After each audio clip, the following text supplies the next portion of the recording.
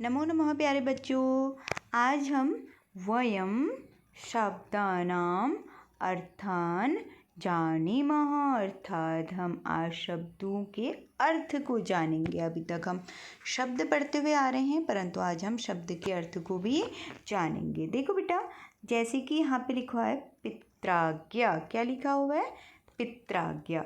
पित्राज्ञा का अर्थ होता है पिता की आज्ञा, ठीक है, या पितुः आदेश, पिता का आदेश। आज्ञा और आदेश दोनों ही एक दूसरे के पर्यायवाची हैं। आप इसको इस प्रकार से समझ सकते हैं, और इंग्लिश में इसको बोलते हैं फादर्स इंस्ट्रक्शन, ठीक है। अब आपकी मातृभाषा जो भी होगी यहाँ पर, आप वहाँ पर उसको फिल कर सकते हैं। अगला है लाकृति, अर्थात ली वर्णस्य आकृति, अर्थात ली वर्ण की आकृति कैसी होती है। तो हमने देखा है कि ली वर्ण की आकृति ऐसी होती है। तो यहाँ पर इसका हिंदी अर्थ क्या हो जाएगा? ली वर्ण का रूप या उसका शेप। तो इंग्लिश में हमको बोलेंगे शेप ऑफ लेटर ली, ठीक है। फिर अगला है अर्णवः। अर्णवः का अर्थ होता है सागर, ठीक है, सागर, जिसको हम इंग्लिश में सी या ओशन के नाम से जानते हैं। फिर अगला शब्द है उष्ट्रः। उष्ट्रः क्रमेलकः, इसको हिंदी में बोलते हैं ऊंट, इंग्लिश में बोलते हैं कैमल, ठीक है। फिर अगला है बाह्यम। बाह्यम अर्थात बही स्थिति, ठीक है, बाहरी, जो हमारा एक्सटर्नल, जिसको हम इंग्लिश में कहते हैं। इसके बाद है ग्रहणम, किसी चीज़ को ग्रहण करना, स्वीकारम या धारणम, स्वीकार करना या पकड़ना, टेकिंग और होल्डिंग। ओके बच्चा, तो इस प्रकार से हमारा अगला शब्द क्या आ गया है यहाँ पे?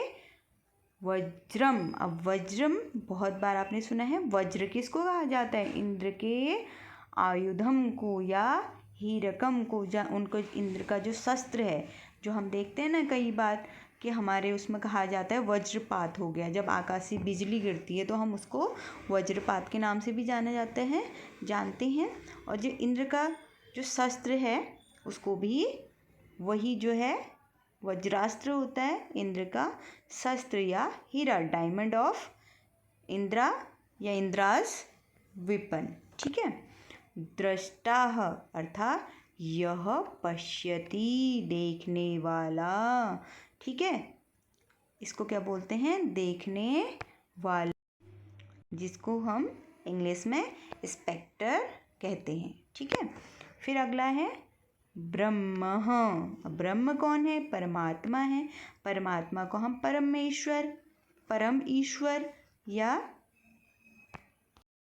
इसको ultimate reality, one supreme God भी कहते हैं, ठीक है।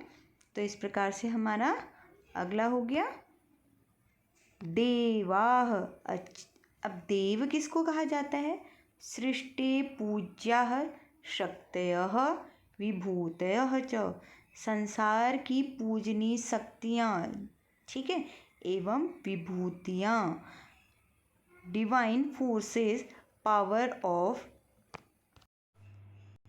एंटाइटीज ऑफ द यूनिवर्स, जो संसार की पावरफुल फोर्सेज हैं, जिसे हम भगवान कहते हैं, देवता कहते हैं, ठीक है। ऋषि ही मंत्र दृष्टा, अर्थात ऋषि किसको कहा जाता है? मंत्रों के देखने वाले, जिसको हम तपस्वी कहते हैं।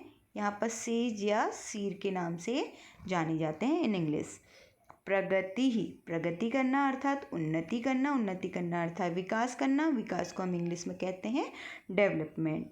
ब्रह्मचारी, विद्या संयम व्रति, विद्या व संयम व्रत रखने वाला। जैसे कि हमारे जो वेद पुराण है बेटा, उसमें 4 आश्रम बताए गए हैं जो 25-25 साल के होते हैं।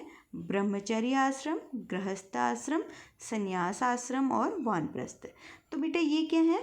ब्रह्मचर्य जो आश्रम होता है वो 25 साल तक होता है, अर्थात तब तक बच्चा सिर्फ और सिर्फ विद्या ग्रहण करेगा, नॉलेज को ग्रहण करेगा। उसके बाद वो क्या करेगा, गृहस्थ अर्थात मैरिज करना, शादी करना। ठीक है, तो इस प्रकार से ब्रह्मचारी कौन हो गया, जो विद्या को ग्रहण करता हो। ठीक है, तो इस प्रकार से अगला हमारा क्या है, जानवी।